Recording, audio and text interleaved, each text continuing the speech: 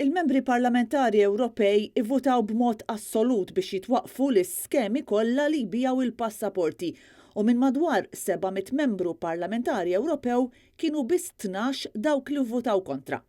4 minn dawn kienu l-MPs ta' Roberta Bela, Alex Agius Saliba, Jażjan Kutajjar, Cyrus Engerer u Alfred Sant.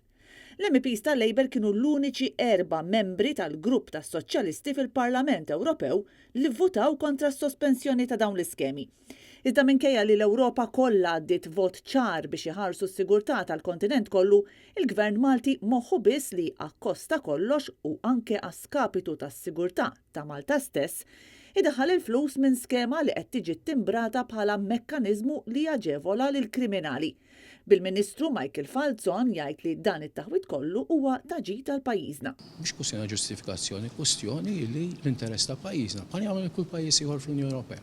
Għandu jiġi fuq quddiem net. Minnaħa tiegħu il-Partit Nazzjonalista qed ikun ċar immensu fil-programm elettorali tiegħu spjega li jekk jingħata l-fiduċja tal-poplu se jkun qed jibdel dak li l-Gvern Laburista sawwar fis-skema ta' Golden Passports meta effettivament għandha tkun skema ta' ċittadinanza bbażata fuq investiment fit-tul f'pajjiżna.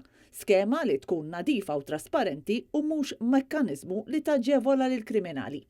Wara li l-Parlament Ewropew għadda dal-vot ċar u qal il-beħ tal-passaporti bil-mod kif qed jagħmilhom il-Gvern Laburista għandu jieqaf, il-Ministri ta' Roberta Bela qed jgħidu li dan għadu biss proċess li għadu għaddej. Kif tiġġustifika l-fatt illi l-4 MEPs Laburisti kienu l-uniċi soċjalisti fl-Ewropa li votaw kontra it-twaqqif tal-beħ ta' Golden Passport?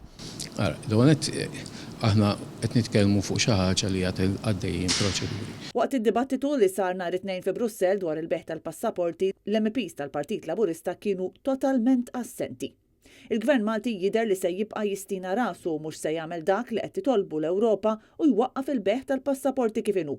B'kuntrast, il-Bulgarija u Ċipru waqfu skemi simili immedjatament ma li l-Unjoni Ewropea bdiet titlob is-sospensjoni tagħhom.